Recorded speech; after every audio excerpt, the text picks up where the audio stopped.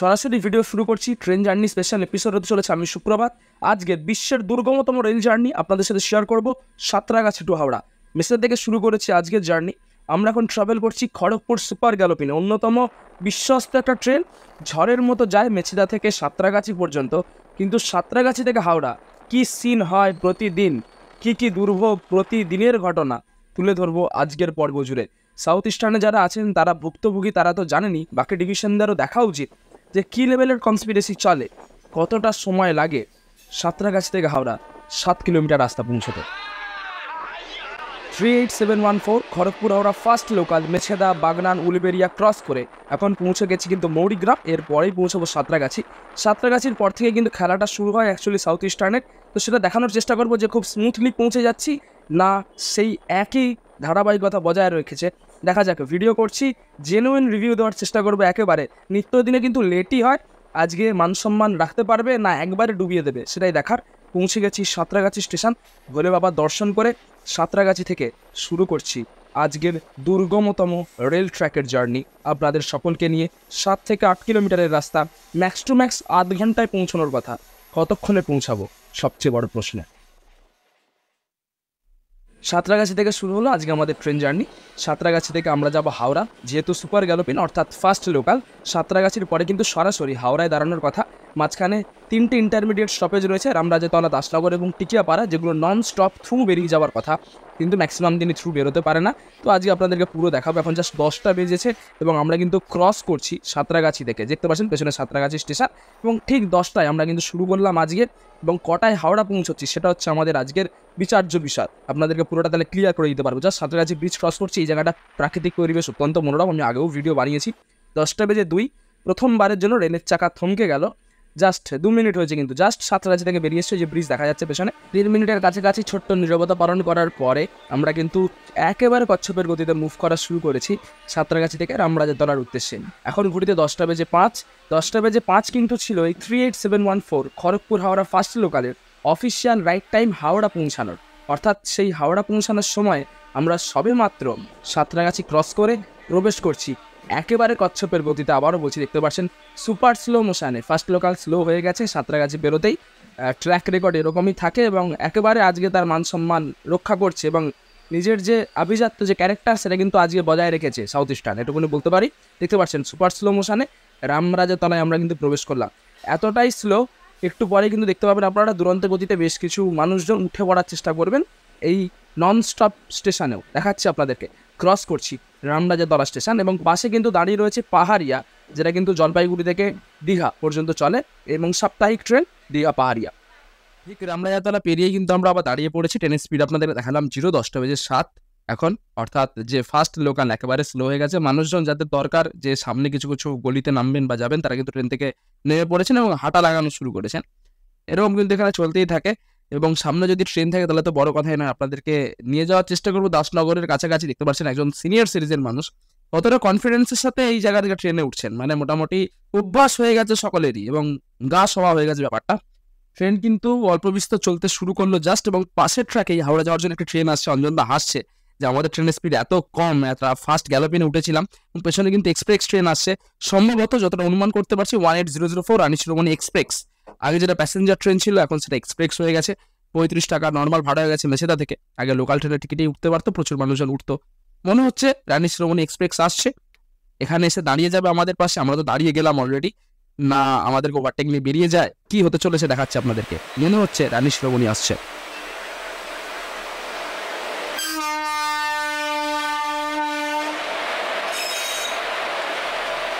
শিরোমণি cross করছে এবং এটাই দেখা বাকি ছিল। ক্রস করছে শিরোমণি আর মানুষজন এবার এটা থেকে ওটাতে যাবে। এই রুটে এরকমটাই হয়ে থাকে। সাউথ ইস্টার্ন লাইন অন্যতম জঘন্যতম সার্ভিস। এবার দেখুন কন্ডিশনটা, সেই কিন্তু একটা নর্মাল, কে আগে যাবে কে পরে যাবে জানি না, মোটামুটি এই দেখুন শিরোমণি এলো, শিরোমণি সিগন্যাল হয়ে গেছে, লোকজন জীবনে ঝুঁকি নিয়ে পরপর উঠছে। দেখতে পারেন শিরোমণি এক্সপ্রেস এলো, জাস্ট পয়েন্ট কিছু ফ্র্যাকশন সেকেন্ড মানুষজন সময় পেলো, আমাদের ট্রেন থেকে নামলো, ওই ট্রেনে উঠে পড়লো এবং ট্রেন কিন্তু বেরিয়ে যাচ্ছে। লাইফের রিস্ক নিয়ে কিন্তু মানুষজন যাতে লাল কালি না পড়ে যায় অফিসে, এবং অনেকেরই আছে যে কলেজের পরীক্ষা টরীক্ষা এরকম কিন্তু হতেই থাকে। তাও বারংবার ডেপুটেশন বিক্ষোভ করে কোনো লাভ হয়নি, এরকমই হতে আছে। যাই হোক, এখন এক্সপ্রেস পাস করছে, আমরা কতক্ষণ দাঁড়াতে হয় শুধু দেখছি এবং দাঁড়িয়ে আছি আপাতত। লোকাল ট্রেন পরপর ট্র্যাকে লেগোলে আমরা যাবো, 15 টাকা ভাড়া দিয়ে যাচ্ছি মাত্র। যাই হোক, অনেক চেনা জানা মানুষজন রয়েছেন যারা কিন্তু আমাদের ভিডিওটিও মোটামুটি দেখেন এবং ট্রেন জার্নি ভিডিও অনেকেই পছন্দ করেন। যাক, আমাদের ট্রেনও কিন্তু ছেড়েছে, একটা কম্পিটিশান দেওয়ার চেষ্টা করব। যদি আমাদের ট্রেন ভালোভাবে যায়, শিরোমণির সাথে একটা কম্পিটিশান দেওয়ার চেষ্টা করব।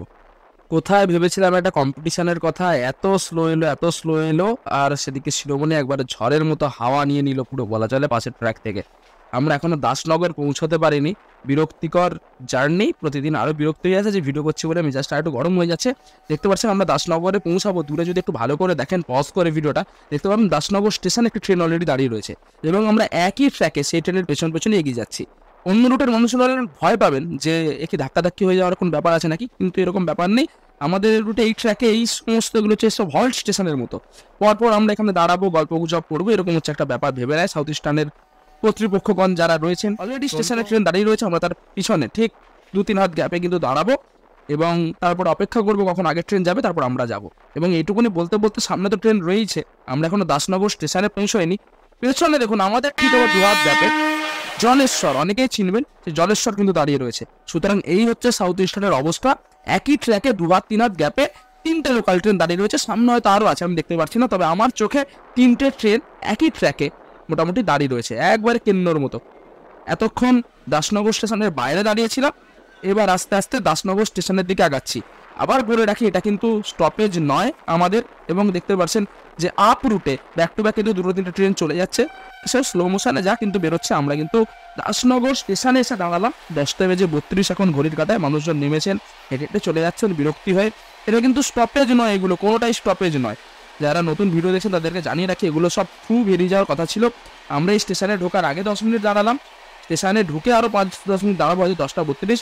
মানুষজনকে এখানে ফেসিলিটি দেওয়া হয় সাউথ ইস্টার্নের পক্ষ থেকে যে আপনারা এখানে বাথরুম করতে পারেন, গল্প গুজব করতে পারেন, মুড়ি খেতে পারেন, ঘুমিয়েও নিতে পারেন, এবং যদি আপনি স্নান ফান না করেন এখানে এসে বালতি নিয়ে বসে স্নানও করে নিতে পারেন, কিন্তু ট্রেন যাবে না। আজকের ভিডিওটা দুর্গমতম রেল জার্নি, এতটা ইজি হবে এটা ভাবাটাও ভুল। আমরা আধ ঘন্টায় 7 কিলোমিটার এখনো জার্নি কমপ্লিট করতে পারিনি। ট্রেন নাই এগোক, ব্যাক টু ব্যাক প্লেন কিন্তু যাচ্ছে মাথার উপর দিয়ে। প্লেন জার্নি একটু আপনাদেরকে দেখিয়ে দিই, কত সুন্দর আজের ক্লিয়ার আকাশ, যে প্লেনগুলোকে একবারে স্বচ্ছ দেখা যাচ্ছে। উচ্চপদস্থ আধিকারিক যারা ভিডিওটা দেখছেন, যারা এসি রুমে বসে ভিডিওটা দেখছেন, তারা বুঝতে পারছেন যে জীবনের কতটা তাগিদ থাকলে এই ঝুঁকি নিয়ে এই ট্রেন থেকে ঝাঁপিয়ে দৌড়চ্ছেন। দেখুন মানুষগুলো নিজেদের চাকরি বাঁচানোর জন্য, ট্রেন ধরার জন্য, পরীক্ষায় বসার জন্য, কলেজে পৌঁছানোর জন্য, এইভাবে একটা লোকাল ট্রেন থেকে নেমে সুখের সিট ছেড়ে অন্য লোকাল ট্রেনে ঝাঁপিয়ে পড়তে হয়। যাই হোক, এসব আপনারা বুঝবেন না, অনেক কিছু হয়ে যাচ্ছে দিন দিন, মানুষজন মেনে নিচ্ছে, আমরা কিছু করার নেই।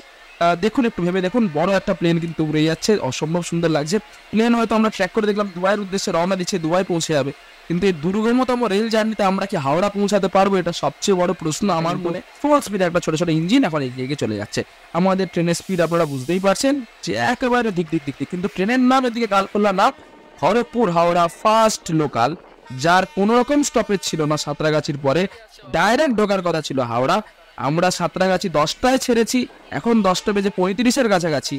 এখন কিন্তু আমরা হাওড়া তো দূর, টিকিয়াপাড়া পৌঁছাইনি। টিকিয়াপাড়া পৌঁছানোর পর আরো 10টা স্টপেজের পরে কিন্তু হাওড়া আসে। যারা এই রুটে যান, একবার দুবারও গেছেন, তারা জেনে গেছেন মোটামুটি হাতে 3 ঘন্টা 3.5 ঘন্টা সময় নিয়ে আজকাল বেরোতে হচ্ছে। এসব বরদাস্ত করা হয়ে যাচ্ছে অনেকদিন, জানি না কি হতে চলেছে। এগিয়ে যাচ্ছে, এখন একটু স্পিডটা তুলেছে, আপনাদেরকে দেখাচ্ছি, জেনুইন রিভিউ দেবো। কোনো super slow motion, super fast motion কিছু নয়, ট্রেন এখন স্পিডে যাচ্ছে, আপনাদেরকে স্পিডে দেখাচ্ছি। দেখা যাক টিকিয়াপাড়ায় দাঁড়ায় না টিকিয়াপাড়াটা অন্তত মান সম্মান রেখে থ্রু বেরিয়ে যায়। ট্রেনের গতির অবস্থা আস্তে আস্তে কমছে মনে হচ্ছে, এবং গতি দেখে মনে হচ্ছে যে ট্রেনটা দাঁড়াবে, এবং টিকিয়াপাড়ায় দাঁড়ানোটা মানে সাউথ ইস্টার্নের সম্মান জানানো টিকিয়াপাড়াকে, একবার দাঁড়ানো উচিত। এবং দেখতে পাচ্ছেন আমরা কিন্তু অনেকক্ষণই দাঁড়িয়ে রয়েছি টিকিয়াপাড়ায়, এবং ট্রেনের ভিতরে বসে রয়েছি, মানুষজন ঘুমোচ্ছেন, বিরক্ত হচ্ছেন, বোর হচ্ছেন, এসব তো নর্মাল। এখন ঘড়ির কাঁটায় 10:54, যদি আপনারা আমার মোবাইলটাকে দেখেন এবং দেখতে পাচ্ছেন এই যে মানুষজন প্ল্যাটফর্মে কেউ ঘুরছেন, কেউ ভেতরে বসে রয়েছেন। আমরা একটু রেস্ট নিয়ে নিলাম, অনেকক্ষণ দাঁড়িয়ে ভিডিও বানাচ্ছি। এখন ঘড়ির কাঁটায় 10:58, অর্থাৎ আরও 4 মিনিট অতিক্রান্ত হয়ে গেছে। ট্রেন এবার আস্তে আস্তে ছেড়ে বেরিয়ে যাচ্ছে, এবং টিকিয়াপাড়ার যে ট্রেনের যে কাটশেড রয়েছে, বা ট্রেনের যেখান থেকে অপারেট করা অনেক কিছু সমস্ত ব্যাপার স্যাপার রয়েছে, সেগুলোর পাশ দিয়ে আমরা এখন ক্রস করছি। প্রচুর মানুষজন যারা বুঝবেন, একবারে টাইম টু টাইম আপনাদেরকে আজকে হিসেব দেখাচ্ছি, কিন্তু 10:58 আমরা এখন টিকিয়াপাড়া ছেড়ে বেরোচ্ছি। অর্থাৎ সাঁতরাগাছি থেকে ছেড়ে আসার 1 ঘন্টা অতিক্রান্ত, এখন আমরা 7 কিলোমিটার রাস্তা ক্রস করতে পারিনি, জাস্ট টিকিয়াপাড়া থেকে আমরা এখন বেরোচ্ছি। এরপরে হাওড়া ঢোকার মুখে আরও 2-3 বার দাঁড়াবো। কি পরিস্থিতি হচ্ছে, কটায় পৌঁছোই, কত ঘন্টা লেটে লোকাল ট্রেন পৌঁছবে এবং কত ঘন্টায় এই 7 কিলোমিটার রাস্তা আমরা ক্রস করছি, একেবারে উইথ প্রমাণ এই ভিডিও ব্লগের মাধ্যমে আপনাদেরকে পেশ করছি। এই ট্রেন জার্নি ব্লগের মাধ্যমে দেখতে পাচ্ছেন এই ছোটটার সাথে লড়াই অনেকক্ষণ ধরে চলছে। একবার আগাচ্ছে, আমরা একবার আগাচ্ছি। প্রথম ব্রিজটা ক্রস করে ফেলেছি, মানে এবারে দাঁড়ানোর একটা সময় হয়ে গেছে, হয়তো চা পানি নাস্তা করার সময় হয়ে গেছে। আমরা এখানে দাঁড়াবো এবং অবশ্যই দাঁড়ালাম এখানে, এবং পাশ দিয়ে কিন্তু ট্রেন পাস হয়ে যাচ্ছে একবারে সুন্দর করে, দেখতে পাচ্ছেন আপনারা। এবং আমরা দাঁড়িয়েই থাকবো, কতক্ষণ দাঁড়িয়ে থাকবো জানি না, দাঁড়িয়ে আছি, বিরক্ত হচ্ছি কিন্তু দাঁড়িয়ে আছি, উপায় নেই, হাওড়া পৌঁছতেই হবে। মেজাজটা আপনার আরও গরম হবে যখন দেখবেন পাশ দিয়ে ঝরঝর করে ট্রেনগুলো চলে যাচ্ছে আর আপনি দাঁড়িয়ে আছেন। বারবিল এখন যাচ্ছে হাওড়ার উদ্দেশ্যে, এবং বারবিল যেতে না যেতেই মেজাজ আরও গরম করে ফুল স্পিডে রাঁচি পুরুলিয়া হাওড়া প্রবেশ করছে, দেখতে পাচ্ছেন যাত্রী নিয়ে। আমরাই শুধু দাঁড়িয়েই রয়েছি, কোনো মুভমেন্ট, কোনো রকম খবর নেই। পেছনে ব্রিজ আপনারা দেখতেই পাচ্ছেন। অনেকক্ষণ পর আবার ট্রেনের চাকা গড়াতে শুরু করেছে। মানুষজন এই ট্রেন থেকে নেমে অন্য যে ট্রেন ধরবেন বলে ভেবেছিলেন, সেই ট্রেন প্রায় আধ ঘন্টা আগেই বেরিয়ে গেছে ম্যাক্সিমাম মানুষজনের। সকলেরই মুখে চোখে চিন্তার একটা ছাপ তো রয়েছে। আপ লাইনে সাউথ ইস্টার্ন ট্রেন বেরোচ্ছে এবং আমাদের ঠিক পাশের ট্র্যাকেই কিছুক্ষণ আগে ঝড়ের গতিতে ওভারটেক নেওয়া রাঁচি পুরুলিয়া দাঁড়িয়ে রয়েছে। এবার আমরা তাকে ক্রস করে এগিয়ে যাচ্ছি, কিন্তু কতক্ষণ এগোতে পারবো জানি না, কারণ এরপরে আরেকটা সিগন্যালে আমরা কিন্তু দাঁড়াই ম্যাক্সিমাম সময়। একটু স্পিড তুলেছে ট্রেনটা, একেবারে সাউথ ইস্টার্নের ভবিষ্যতের মতো অন্ধকার, দেখতে পাচ্ছি আশেপাশে একটা ইঞ্জিন এগোচ্ছে এবং প্রচণ্ড কালো ধোঁয়া বের করছে, প্রচণ্ড হাই লেভেলের পলিউশন। যাই হোক, ট্রেন মোটামুটি এখন হাওড়া পৌঁছানো নিয়ে কথা। মানুষজন হাঁটছেন, পায়চারি করছেন, ঘুমোচ্ছেন, পুরোপুরি ফার্স্ট্রেটেড হয়ে পড়েছে মানুষজন। কিন্তু এরপরে সিগন্যালে যদি না দাঁড়ায় খুব ভালো হয়, কিন্তু বেশিরভাগ দিন দাঁড়ায় যখন, আজকে এত ঝোলাচ্ছে, সাউথ ইস্টার্ন আর একটু ঝোলাক, মানুষজন দেখুক।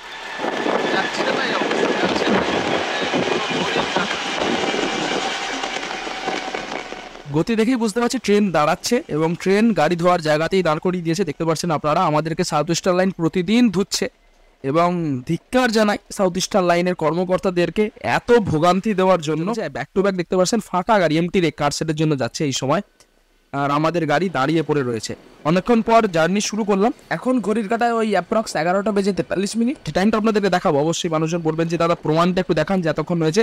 মানে 10টা থেকে শুরু করেছি, 11টা 43, 11টা 45 প্রায় হতেই চললো ঘড়ির কাটায়। 1 ঘন্টা 45 মিনিট হয়ে গেল, 7 কিলোমিটার রাস্তা এখনো পৌঁছতে পারিনি। হাওড়া স্টেশনে ঢুকিনি, হাওড়া ব্রিজের মুখ একটু লুকিয়ে চুরিয়ে দেখা যাচ্ছে, সুন্দর পরিবেশ পরিস্থিতি মনোরম অনেক।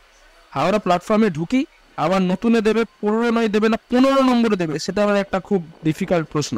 দেখা যাক, সব কিছু দেখাবো সুন্দর একবারে কচ্ছপের গতিতে, কোনো তাড়া নেই আমাদের। মাত্র তো লোকাল ট্রেন 2 ঘন্টার কাছাকাছি লেট হয়েছে, এবং কোথা থেকে লেট হয়েছে, 1 ঘন্টা 45 মিনিট 7 কিলোমিটার আসতে সময় লেগেছে, কোনো তাড়া আমাদের নেই। এই দেখুন, আপনাদেরকে প্রমাণ যারা চাইছিলেন, 11টা বেজে 45 হয়েছে, কিছুদিন আগে 44 বলেছিলাম, এখন 11টা বেজে 45। এবং লোকেশনটা একটু আপনাদেরকে দেখিয়ে দিই। অনেকেই বলবেন যে দাদা দেখান যে হাওড়া ঢুকছেন, ওই দেখুন জাস্ট হাওড়া ঢোকার মুখে এখন আমরা রয়েছি। 11টা বেজে 45, অর্থাৎ 1 ঘন্টা 45 মিনিট হয়ে গেল, এখনো 7 কিলোমিটার রাস্তা পৌঁছাতে পারিনি। ধিক্কার জানাই, লজ্জা হওয়া উচিত সাউথ ইস্টার্ন রেলওয়ে। বহু কষ্টে হাওড়ার যা স্টেশনে প্রবেশ করবো এরকম একটা ব্যাপার হয়েছে। হাওড়া ব্রিজ দেখা যাচ্ছে দূর থেকে, এবং যতদূর দেখে বুঝতে পারছি আমরা নিউ কমপ্লেক্সে প্রবেশ করছি। 15 নম্বর বাদিকে রয়েছে এবং আমরা নিউ কমপ্লেক্সে প্রবেশ করছি। এত লেটের পরেও চূড়ান্ত হয়রানি। যারা ধরুন এর পরে ইস্টার্নের ট্রেন ধরবেন, মানে তাদেরকে আবার ঘুরে ঘুরে অতটা গিয়ে ট্রেন ধরতে হবে। মোটামুটি না, সাউথ ইস্টার্ন ভালো, নতুন কমপ্লেক্স, সব কিছু নতুন, ঝাঁচকচকে ব্যাপার, শুধু টাইমটা মেনটেন করে না একবারে। দেখতে পাচ্ছেন আমরা কিন্তু 21 নম্বরে প্রবেশ করছি এবং ঝাঁ চকচকে ব্যাপার স্যাপার। এক্সপ্রেসের রুটেই আমাদেরকে প্রবেশ করিয়েছে সসম্মানের সাথে, কারণ আমরা এক্সপ্রেসের মতোই প্রায় 2 ঘন্টা লেটে প্রবেশ করছি হাওড়াতে।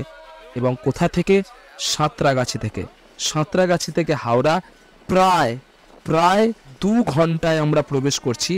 লজ্জার ব্যাপার। এবং মাত্র কত কিলোমিটার রাস্তা, 7 থেকে 8 কিলোমিটার রাস্তা। ম্যাক্স টু ম্যাক্স লাগার সময় কত, আধ ঘন্টা, সেটা আমরা প্রবেশ করছি 1 ঘন্টা 50 মিনিটের অ্যারাউন্ডিংসে, মানে প্রায় 2 ঘন্টায়। মানে আর কিছু বলার নেই। দুর্গমতম রেল রুটের জার্নি আপনাদেরকে দেখাবো বলেছিলাম এবং ভিডিওটা দেখাতে পেরেছি, এটা ভেবেই আমার ভালো লাগছে যে 7 কিলোমিটার যেতে যদি 2 ঘন্টা সময় লাগে, তার থেকে রেয়ারেস্ট এবং টাফেস্ট ট্র্যাক ইন্ডিয়ান রেলওয়েজের কাছে আর দ্বিতীয়টা নেই, আর আসবেও না। সাউথ ইস্টার্নের জয় হোক। দেখা হচ্ছে পরের পর্বে খুব তাড়াতাড়ি।